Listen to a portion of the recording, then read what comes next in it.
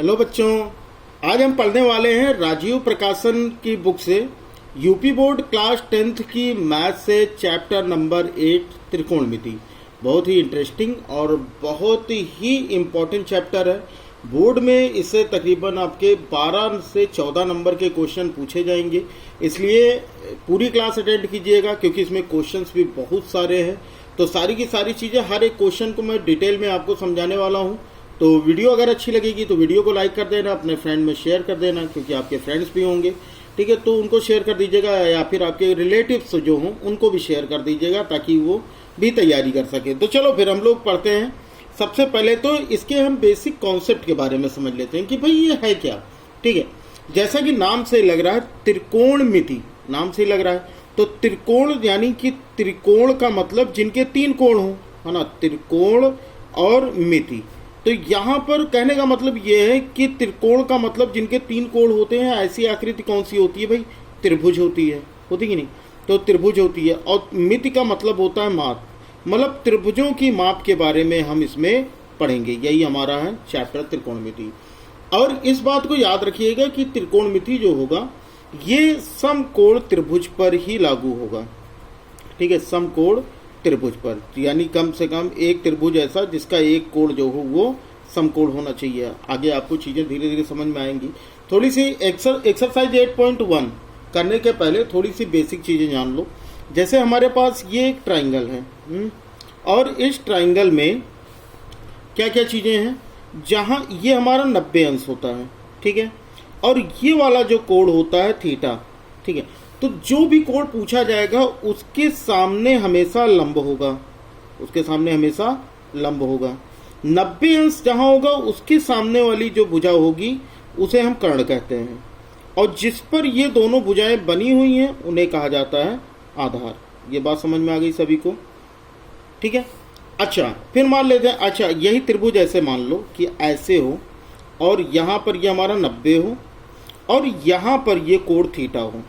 तो उस समय ये थीटा के सामने वाली भुजा हमेशा लंब होगी और 90 के सामने वाली भुजा हमेशा कर्ण होगी।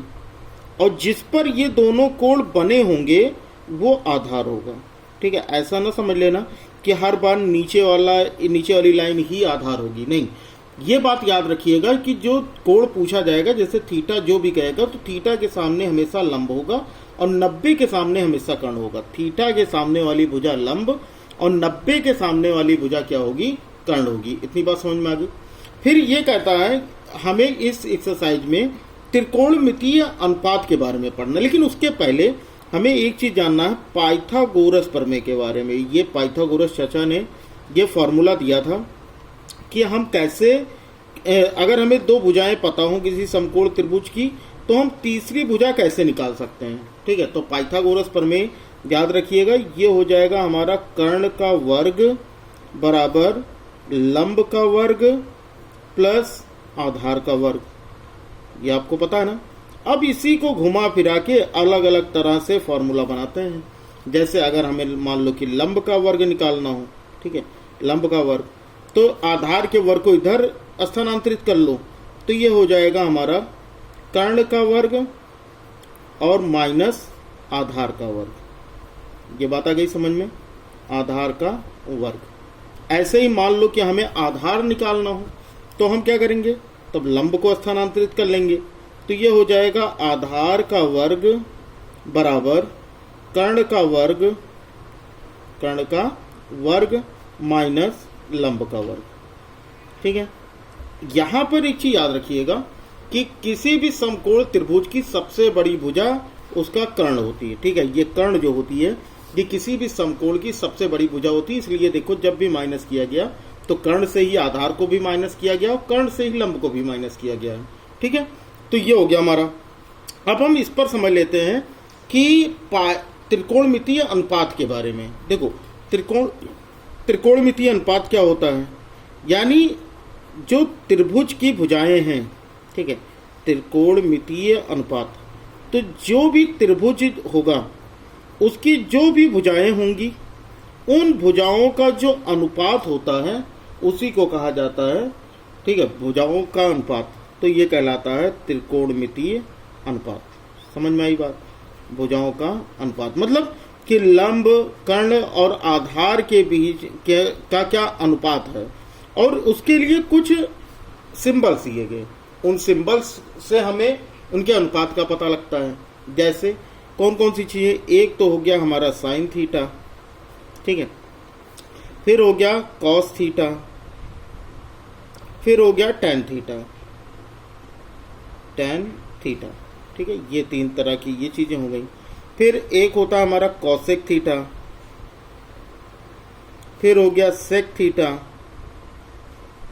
और उसके बाद हो गया हमारा कॉट थीटा। याद रखिएगा यहाँ पर साइन थीटा बराबर होता है लंब बटे कर्ण, यानी इसका अनुपात लंब और कर्ण का अनुपात होगा। फिर ये बात दिमाग में आती है कि हम कैसे याद रखेंगे, तो एक सूत्र याद रखिएगा, LAL अपॉन KKA, लाल बटे कका, लाल बटे कका, वैसे कका है नहीं लेकिन हम बोलने के लिए याद रख लेते हैं, लाल बटे कका। तो यहां से आपको सभी त्रिकोणमितीय अनुपात मिल जाएंगे। जैसे साइन थीटा बराबर लंब बटे कर्ण, साइन थीटा बराबर क्या हो जाएगा, लंब बटे कर्ण, ठीक है।